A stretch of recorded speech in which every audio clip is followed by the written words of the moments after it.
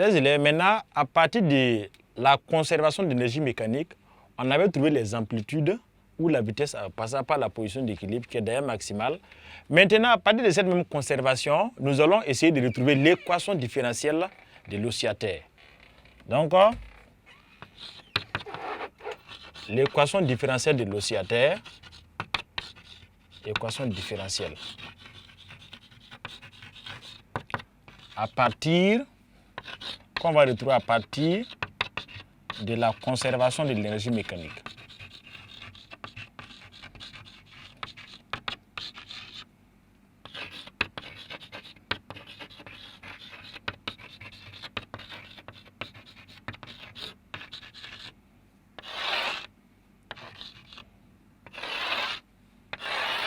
Alors, donc, nous allons poser que l'énergie mécanique égale à la constante. On pose EM égale à la constante.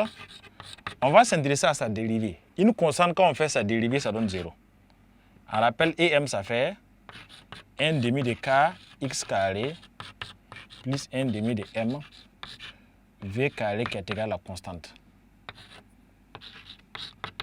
Donc, la dérivée de EM par rapport au temps est évidemment égale à 0 parce que EM égale à la constante. Donc, dérivée EM revient à dériver ici.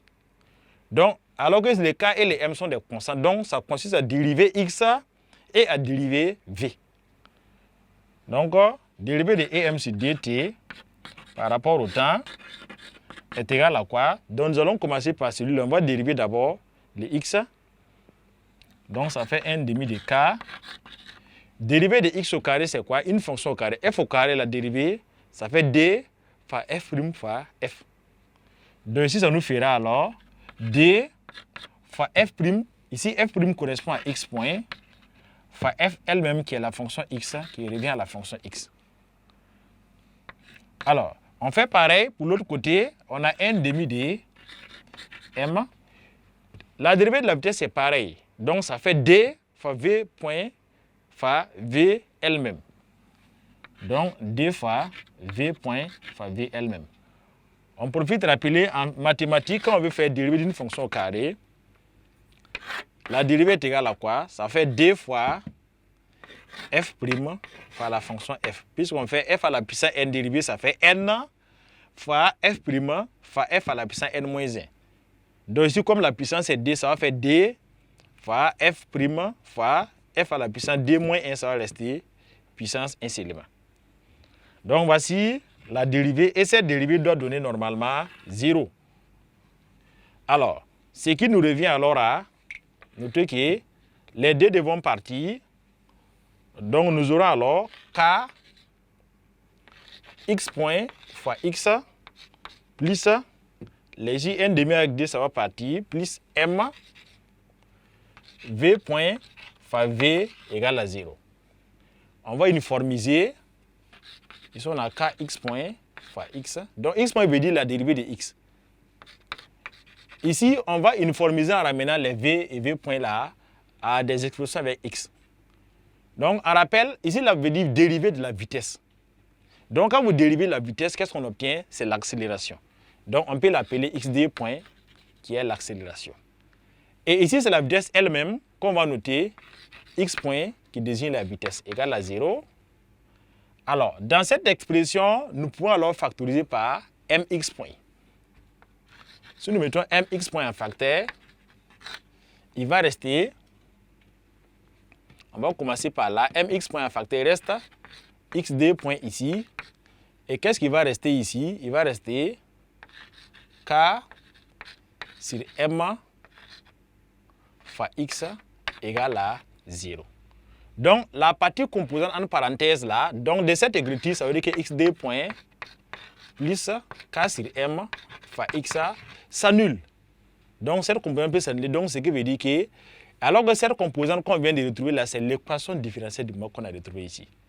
Donc, à partir de la conservation de l'énergie mécanique, on peut retrouver l'équation différentielle du mouvement, l'équation différentielle du pendule élastique horizontal. Nous allons poursuivre maintenant avec les pendules élastiques toujours, pendule élastique horizontal toujours. Maintenant, cette fois-ci, nous allons nous intéresser à la représentation des fonctions qu'on obtient, de la courbe XTP et de la courbe VDT. Donc, nous allons aller dans un autre sous-point, petit 3, représentation graphique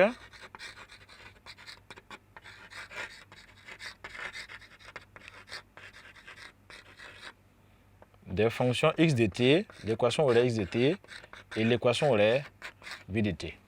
Alors, donc, on va reprendre ce qu'on avait proposé. On peut prendre un x de t égale à xm sinus oméga t plus phi.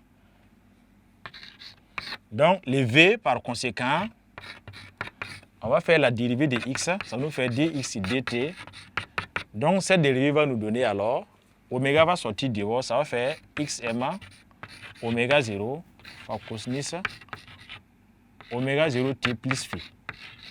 Alors, on profite de rappeler ici, en dérivant la position pour obtenir la vitesse là, le coefficient qui est derrière ici est l'amplitude de la vitesse, c'est la vitesse maximale. C'est pour dire que la vitesse maximale, c'est xm fois oméga 0 qui est la vitesse maximale, l'amplitude. Et lui, c'est l'amplitude de l'élongation. Et ici, le coefficient qui est derrière est l'amplitude de la vitesse. Donc, c'est-à-dire la vitesse maximale. Donc, pour notre schéma, nous allons prendre un cas, un mobile par exemple, qui est lancé à un instant t0 avec v0 égale à 0 et x0. Donc, on prend à t égale à 0. v0 égale à 0. Et x0 égale à x maximal, que nous allons prendre 4 cm par exemple pour construire. Donc on va essayer de représenter les deux courbes.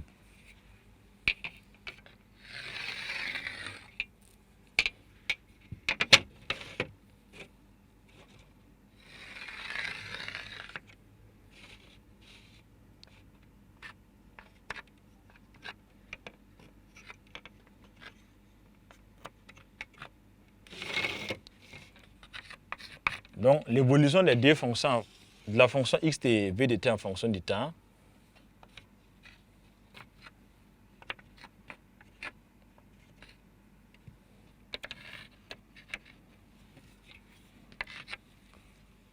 Donc, l'amplitude ici des oscillations, pour l'élongation, c'est x égale à 4 cm. Donc, nous allons aller jusqu'à 4 cm.